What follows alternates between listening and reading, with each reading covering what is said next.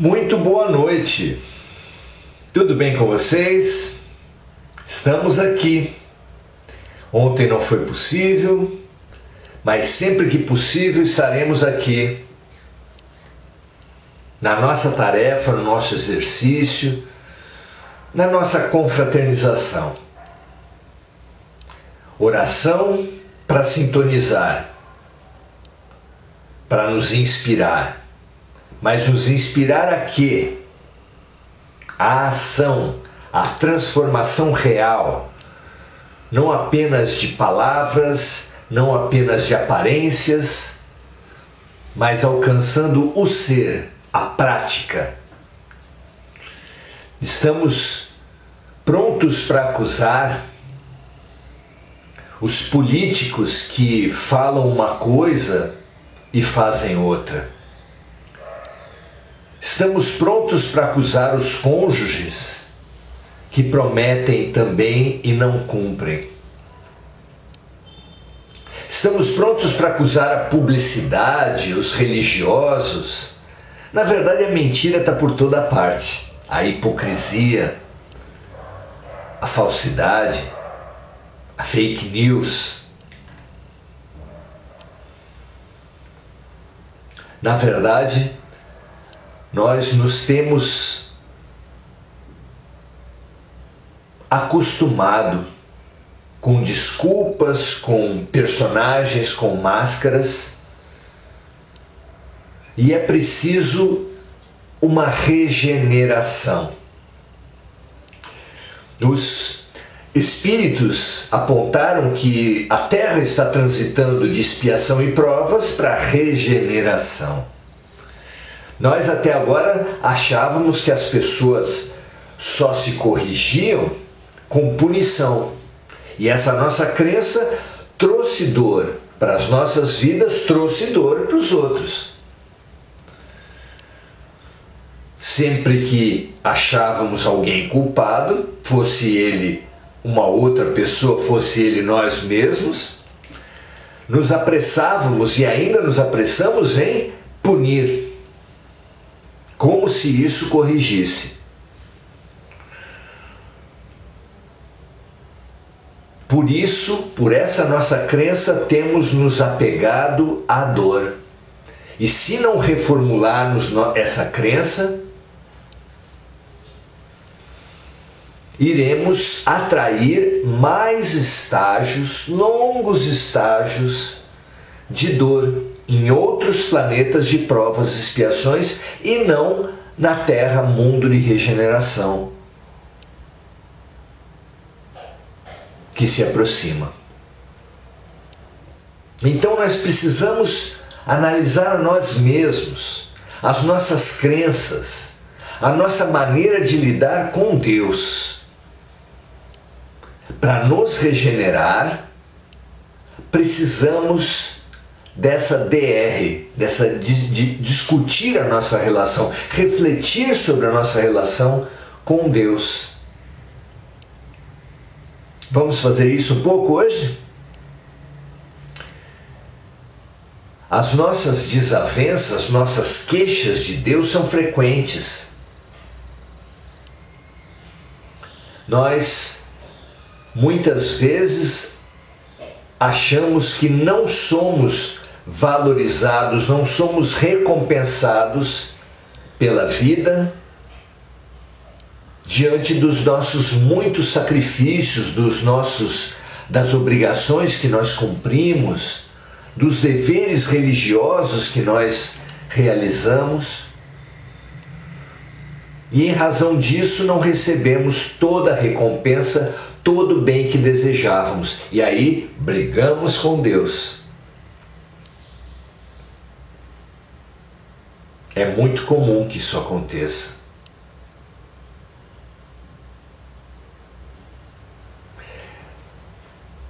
Nós também fazemos o bem, ou o que nós achamos que é fazer o bem. Porque a maioria de nós acha que fazer o bem é não fazer o mal. Isso também está muito forte na nossa cultura religiosa, na nossa maneira de ver o mundo, nas nossas crenças. De onde será que veio isso? Precisamos examinar.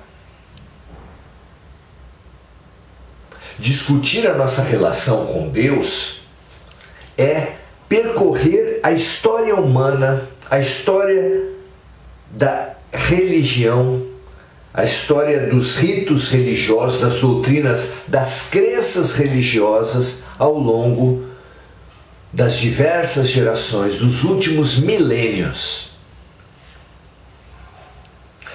Sabe por que é importante conhecer essa história? Porque essa história da religião ao longo dos milênios é a nossa geração.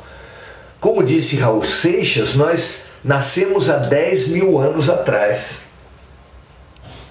E já percorremos as diversas crenças, as diversas maneiras de ver o mundo, as diversas maneiras de nos relacionarmos com Deus.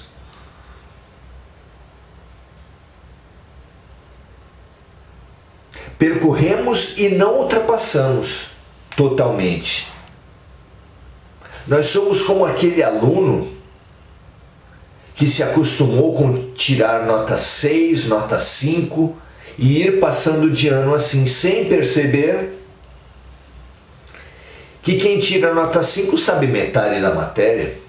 Mesmo quem tira nota 6 sabe pouco mais que a metade da matéria. E se satisfazer com isso é uma loucura. Nós fomos passando das crenças, dos paradigmas, das maneiras de nos relacionar com Deus, mas não superamos completamente, de forma que ainda existe muita dessas crenças em nós agora. Vamos estudar então essas fases, esses momentos pelos quais nós passamos, mas ainda não passamos, porque ainda permanecem em nós? Vamos lá. A primeira maneira de nos relacionarmos com Deus era de querer nos afastar dos problemas, das desgraças. Então, o ser humano, nas suas primeiras relações com o alto, queria afastar as secas, as pragas, os inimigos, os predadores. Era esse o objeto, era esse o motivo da sua relação com Deus, da nossa relação com Deus. Fazíamos então sacrifícios com animais, com frutas, com seres humanos. É isso que está lá na história. E como os sacerdotes eram homens, os sacrifícios com seres humanos eram de mulheres e crianças. E isso durou muito tempo. Por muito tempo nós acreditamos que fazendo oferendas, sangrentas inclusive, ao alto, nós conseguiríamos ficar de bem com Deus. Vocês acham que isso está completamente ultrapassado nos nossos tempos? Não se enganem. Mesmo que não seja muito divulgado, ainda há muitos cultos que fazem diretamente, concretamente, sacrifícios de animais e até sacrifícios humanos. A gente pensa que isso acabou, mas não acabou. Mesmo as promessas ainda tão populares, seja diretamente no ambiente religioso, seja na passagem de ano, onde nós prometemos alguma coisa para obter certos favores, é fácil perceber que não está ultrapassado a cultura, o pensamento, a crença do sacrifício, que foi a nossa primeira ferramenta, a nossa primeira maneira de nos relacionar com Deus. Uma segunda maneira que nós já vivemos e que nós já sabemos, mas que também sabemos apenas parcialmente, é simbolizada por Moisés, que através dos 10 mandamentos, os quais ele foi instrumento para trazer à terra, os 10 mandamentos nos disseram que não era com um toma lá da cá, não era fazendo isso para receber aquilo que nós iríamos realmente nos harmonizar com Deus. Que a harmonia com Deus se dava por não fazer coisas erradas. Não é um progresso enorme? Temos vivido também dessa forma. Somos muitos aqueles que acreditam que não fazer mal a ninguém é a grande virtude. Ah, fulano era uma ótima pessoa, não fazia mal a ninguém. Eu sou uma boa pessoa, não faço mal a ninguém. De onde vem essa crença? De Moisés e dos 10 mandamentos, que nos orientava a não mentir, a não matar, a não prestar falso testemunho. A virtude para Moisés era não fazer coisas erradas, e até hoje muitos de nós cremos firmemente nisso, cultivamos essa crença. Foi a respeito disso que nós, abrindo o nosso Prudente, nosso livro de referência que nós temos tanto utilizado, ouvimos Jesus falar assim: porventura um patrão dá graças a um servo porque fez o que lhe foi mandado? Claro que aqui ele coloca Deus representado por um patrão e os servos, todos nós. E faz essa pergunta luminosa: porventura dá graças, um patrão dá graças a um servo porque fez o que lhe foi mandado? Creio que não, disse Jesus, lá em Lucas capítulo 17, versículos 9 e 10. Assim também vós, quando fizerdes tudo o que vos for mandado, dizei: somos servos inúteis, porque fizemos somente o que devíamos fazer. Olha o que Jesus nos fala. Só atender aos mandamentos, só fazer o que nos foi mandado, não chega a ser uma virtude.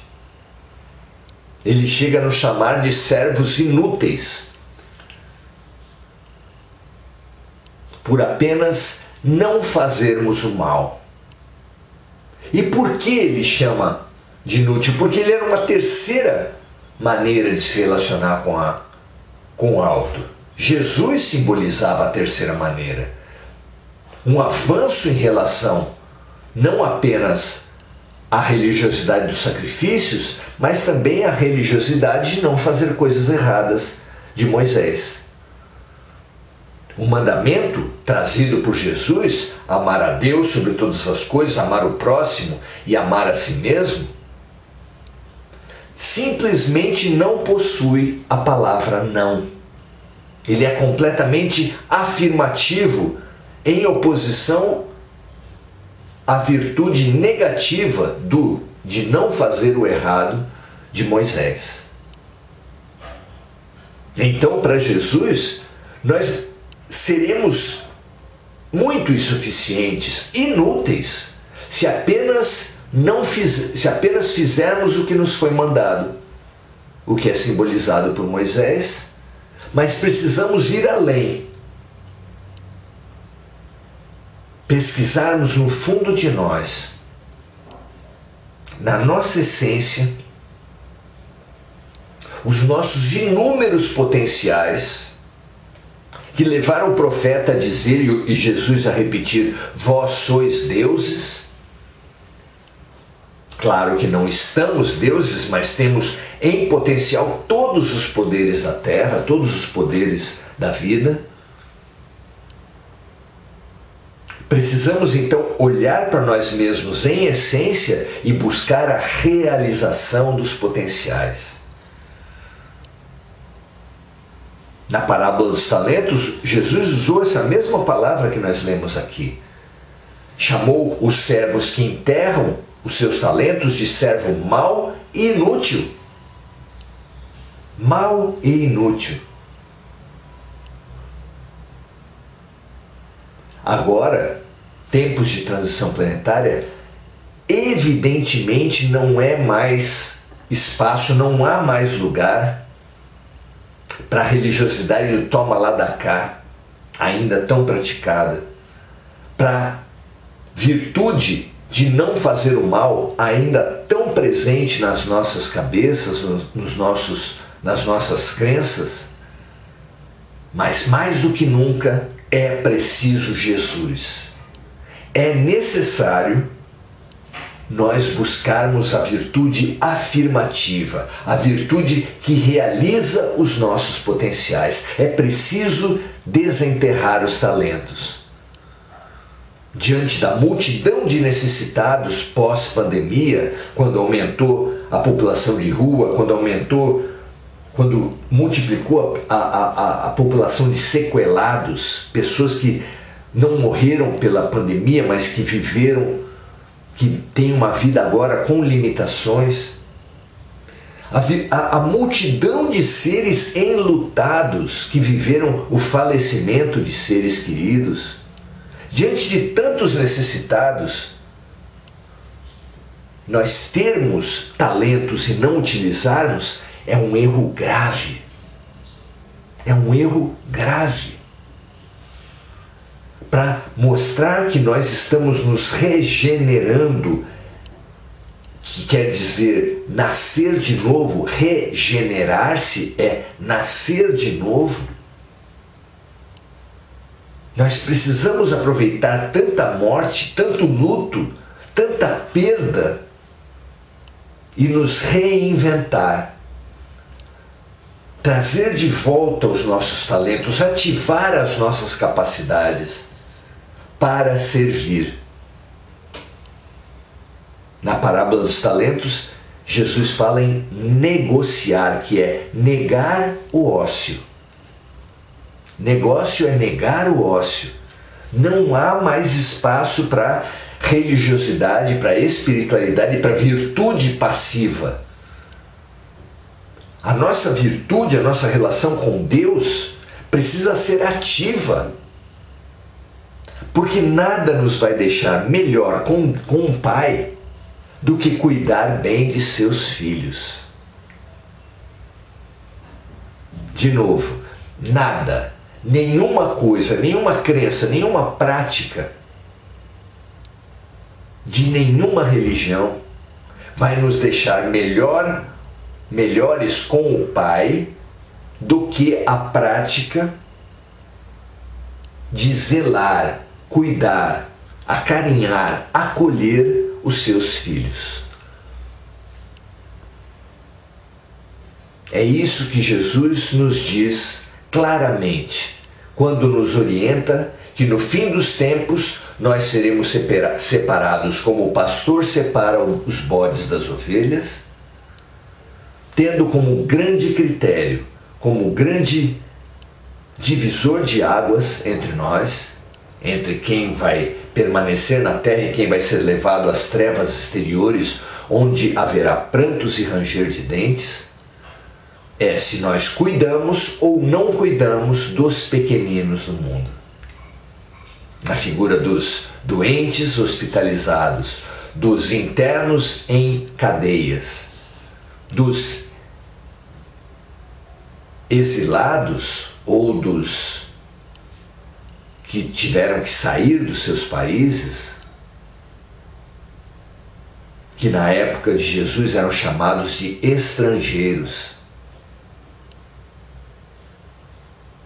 Nós seremos conhecidos como cristãos pelo amor que tiverem uns pelos outros. E está longe de ser um amor declarado, mas um amor praticado.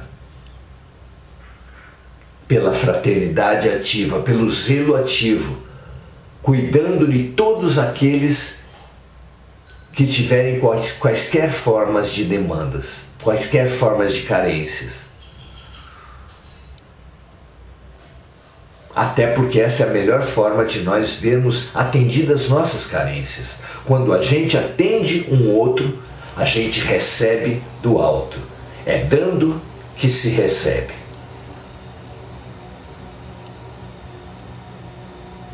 Esse é o momento, esse é o critério. Estamos prontos para essa nova maneira de nos relacionarmos com Deus? Quando recebeu a revelação dos Espíritos, Kardec recebeu e assumiu uma nova doutrina no lema do Espiritismo: fora da caridade não há salvação. Jesus já tinha revelado: Deus é amor. Sem a prática da compaixão, sem fazer ao próximo o que gostaríamos que o próximo nos fizesse, não adianta nos declarar, praticar ritos, ir em templos, porque o que nos liga a Deus, ao próximo e ao melhor de nós mesmos é o amor. Não tenhamos dúvida. Estimulemos agora, em nós, no outro, na figura de toda a humanidade da Terra, e a tudo que existe na figura do todo que está em tudo, o amor. A realização do nosso maior potencial, do Deus que está em nós, é a realização do amor. Vivamos, pratiquemos, exemplifiquemos o amor, porque essa é a grande relação que vai mostrar a nossa autêntica regeneração, a nossa autêntica candidatura, a nossa autêntica capacidade de estarmos no mundo novo. Será que estamos prontos para essa nova religiosidade? Peçamos agora esse renascimento para nossa parteira, para a parteira da humanidade, Maria de Nazaré, saudando-a, saudando a sua chegada para nós que estamos com tanta dor, contrações, angústias, dizendo: Ave Maria, tu és cheia de graça. O próprio amor é convosco. Bendita sois vós entre todos os necessitados da terra, mulheres e homens, brancos e negros, brasileiros e estrangeiros, ricos e pobres. Bendito é o fruto do vosso ventre, o amor, Jesus. Santa Maria, Mãe do amor, Mãe de Jesus, esteja conosco. Roga por nós, agora e na hora agora que é a hora da nossa transformação, agora que é a hora do nosso aprendizado, agora que é a hora da nossa regeneração. O nosso nascer de novo é agora. E precisamos demais, Mãe Maria, do teu apoio, do teu incentivo, da tua força, da tua coragem, da tua lucidez. Graças a Deus, que todas as crianças da terra, que somos todos nós, nos abramos a Maria de Nazaré, que está aqui ao nosso lado, mas que precisa que nós permitamos a sua ação amorosa na regeneração da humanidade. Que assim seja para vocês e para mim, com Maria, com amor, com compaixão, com serviço uns pelos outros. Amemo-nos uns aos outros, como Jesus nos amou. Um grande abraço, um prazer estar com vocês. Amanhã estaremos juntos de novo, se assim for possível. Um grande abraço. Reinventemo-nos, regeneremo-nos com Jesus e com Maria. Um grande abraço, até a próxima.